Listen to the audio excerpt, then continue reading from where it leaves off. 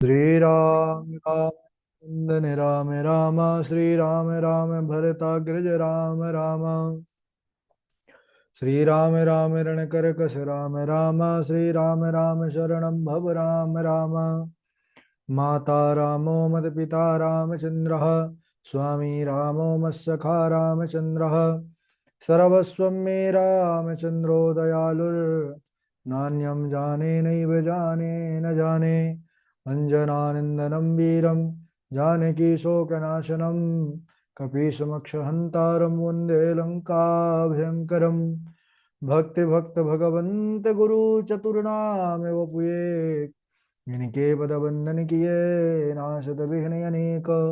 बोले श्री राघवेंद्र सरकार की जय। रामायण श्री राम कथा की जय। श्रीमद गोस्वामी तुलसीदास जी महाराज की जय। परम मंगलमय परात्पर अखिलेश्वर अचिंत कल्याण गुणगण निधान सर्वेश्वर सर्वाधिपति श्रेष्ठ आचरणवान प्रजा के सुखदाता आनंद कंद श्री रामचंद्र कौशल्यानंद वर्धन अवध नरेंद्र नंदन श्री रघुनंदन विदेह वनस्पति जयंती जनक नरेंद्र नंदनी भास्वती जगदीश्वरी माँ सुनैना की आंखों की पुतलिका विदेह जा जनक जा जनकाधिराज तनया जनक राज किशोरी वैदेही मैथिली श्री राम प्राण वल्लभा श्री जानकी जी। इन दोनों युगल सरकार के पावन चरणारविंदों पर कुर्श नमन तमस्तक वंदन एवं अभिनंदन। तीनों मैया चारों भैयाओं के चरणों में कोटि कोटि प्रणति। अनंत बलवंत गुणवंत श्री हनुमान जी महाराज के पावन चरण कमलों पर कोटि कोटि प्रणति। समस्त भूतादिक सिया राम मैं सब जग जानी करहूँ प्रणाम जोर जोग पानी। हम सबका परम सौभाग्य की श्री राम कथा मंदाकिनी पर अवगाहन करने का जीवन में सौभाग्य प्राप्त कर रहे हैं। पूर्व दिवस पर हम सब चर्चा कर रहे थे किस प्रकार मेघनाथ जब लक्ष्मण के हाथों मारे गए तब मेघनाथ की जो पत्नी थी सुलोचना, वह परम सती, वह बहुत शोक से भर गई। तब भगवान श्री राम उसको जो है उपदेश करते हैं। इसके बाद इधर जैसे ही रावण, इसने जब सुना कि मेरा सबसे प्रिय और बलशाली पुत्र भी मारा गया, तो मेघनाद के वध का समाचार सुनते ही रावण की भी स्थिति खराब हो गई। सुत बध सुना दशानन जबहि मूर्छित भयउ पर्यो मही तबहि। रावण मेघनाद का वध सुनकर मूर्छित होकर के गिर पड़ा। मंदोदरी छाती पीट पीट करके रो रही है। रावण होश आने पर सब स्त्रियों को समझाने लगा कि यह संसार नाशवान है, जो उत्पन्न हुआ है वह मरेगा, इसलिए विनाशशील के लिए क्या दुख करना, इसलिए सब तुम लोग दुख का त्याग कर दो। समझाता है कि यह मृत्यु लोक है, यहाँ जो आया है सबको मरना है। मृत्यु के मुख में पड़े हैं सब लोग, अज्ञान से रोते हैं। इस प्रकार विविध प्रकार का ज्ञान देने लगा। रावण ने सबको उपदेश दिया, पर स्वयं रावण इस सिद्धांत को चरितार्थ कभी नहीं किया। बाबा जी लिखते हैं कि पर उपदेश कुशल बहु तेरे, जे आचरहित नर न घनेरे।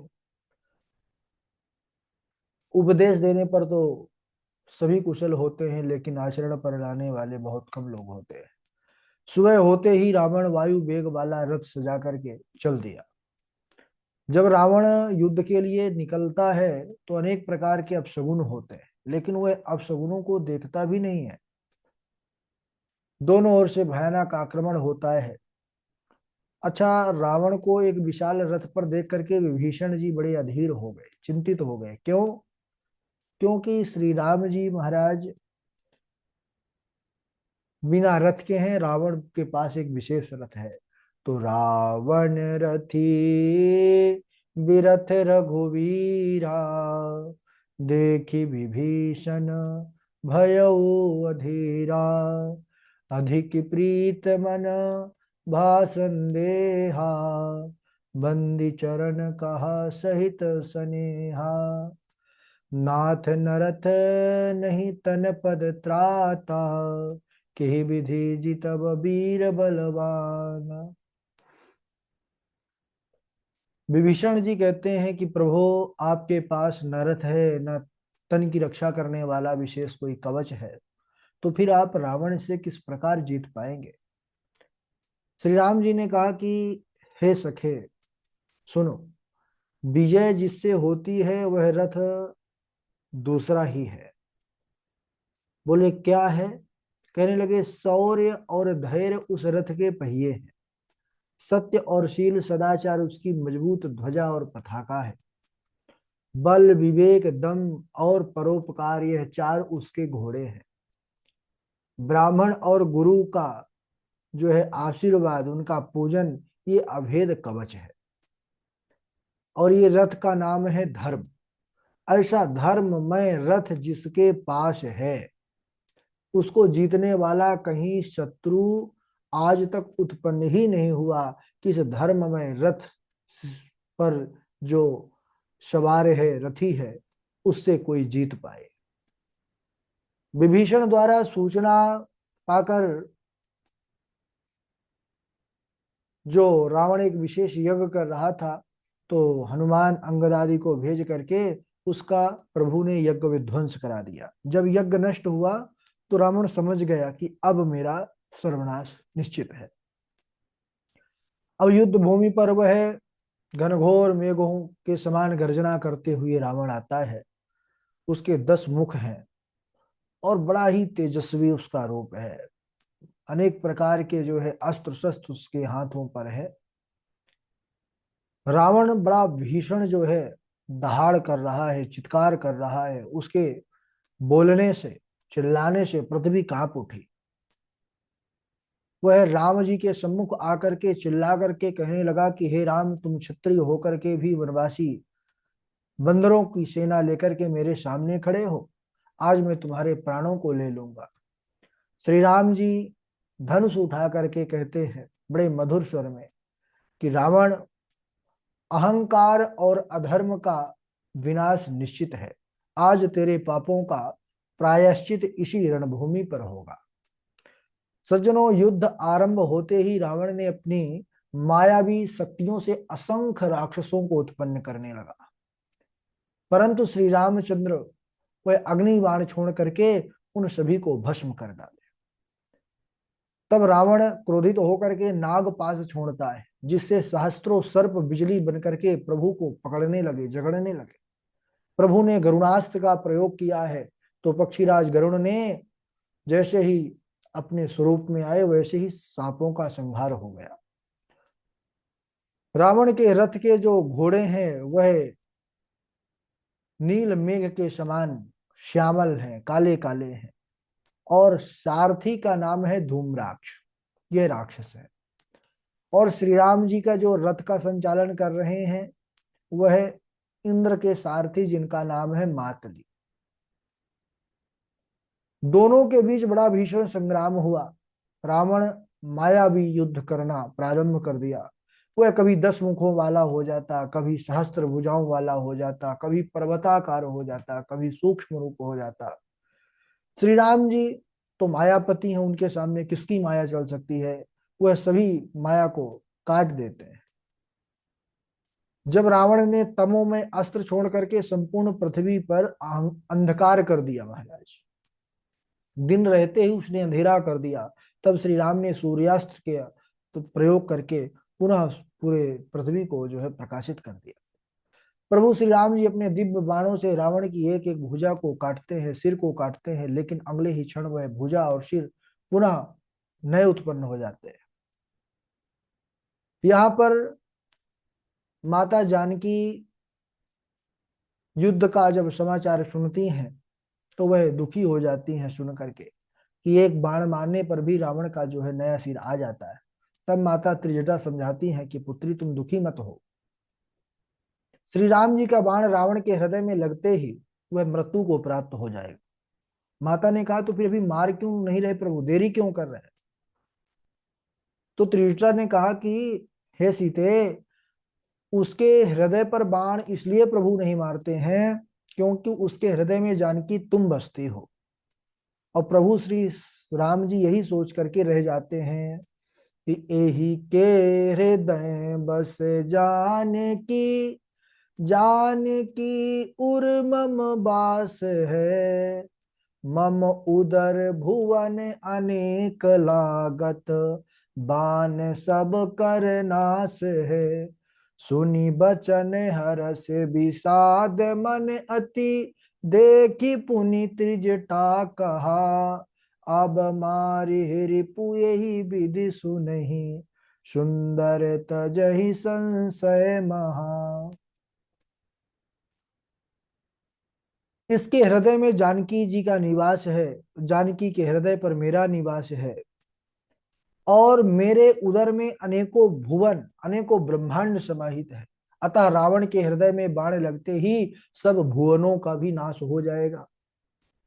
हे पुत्री, रावण के सिरों को जब बार बार प्रभु काटेंगे तब रावण व्याकुल हो जाएगा, और उसका हृदय से तुम्हारा जो ध्यान है वह कुछ देर के लिए छूट जाएगा, और प्रभु उसी अवसर को पा करके उसके हृदय पर बाण मारेंगे। रावण के एक एक अस्त्र का प्रतिघात होते देख विभीषण जी राम जी को स्मरण कराया।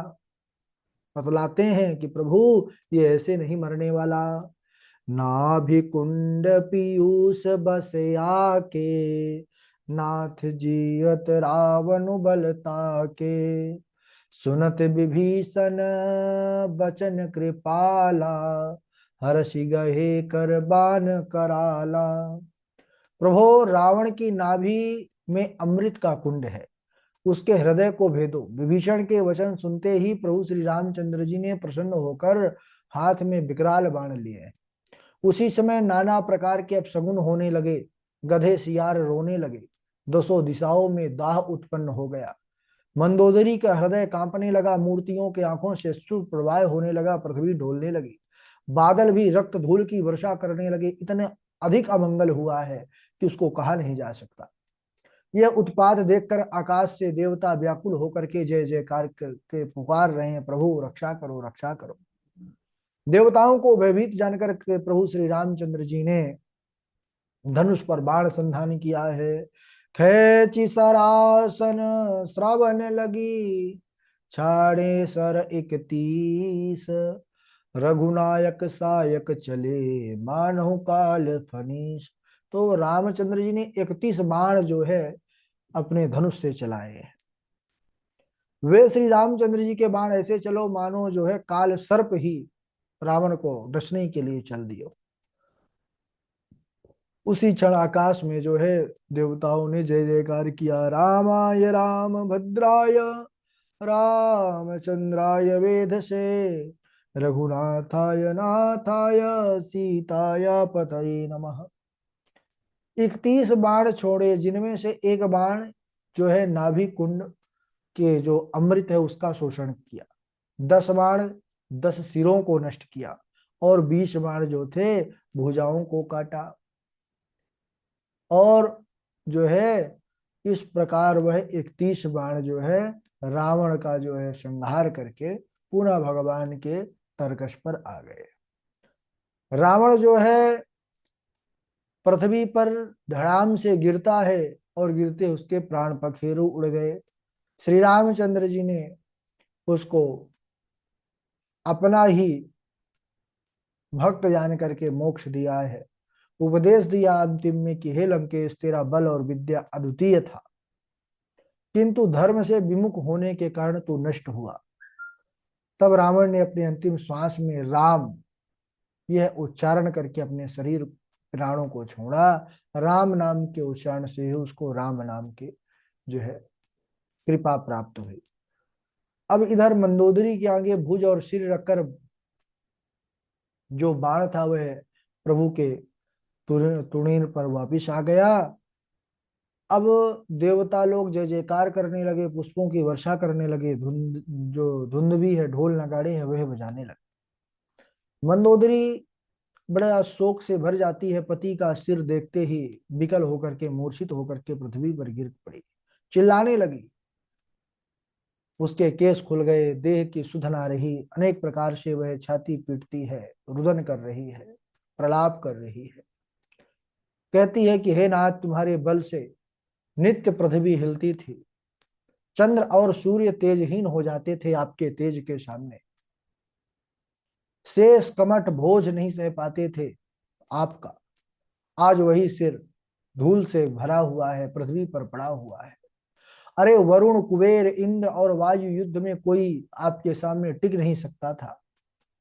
इन भुजाओं की ऐसी शक्ति थी, आज वही भुजा जो है पृथ्वी पर पड़े हुए हैं महाराज। तुमने काल को और यम को भी जीता, सो आज तुम अनाथ की भांति पृथ्वी पर पड़े हुए हो। क्यों? बोले राम से विमुख हुए इसलिए। राम के विमुख होने से तुम्हारी यह दशा हुई कि तुम्हारे कुल में कोई रोने वाला नहीं रहा। सब स्त्रियों को रोते देख विभीषण को बड़ा दुख हुआ सज्जनों। भाई रावण की दशा देख विभीषण भी अत्यंत दुखित हुए, क्योंकि कैसा भी हो भाई ही है।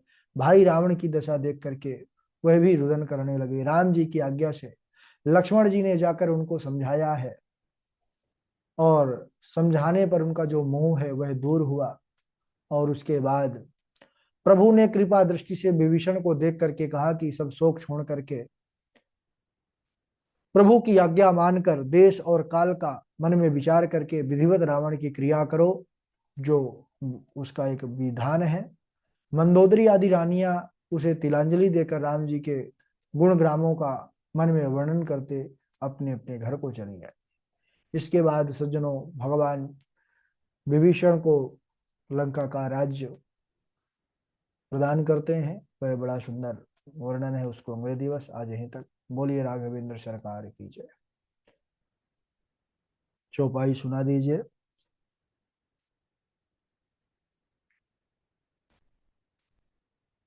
राधे राधे गुरु जी, प्रणाम। हाँ राधे। चले राम लखी मन मुनि संगा, गए जहाँ जग पावनी गंगा। गाधी सोनो सब कथा सुनाई, जही प्रकार सुर सरिमहि आई। गंगा गंगोत्रियो ब्रूयात्, योजनानां चाशतेरपि। मुच्यते सर्व पापेभ्यो विष्णुलोकं स गच्छति। राधे राधे गुरु जी।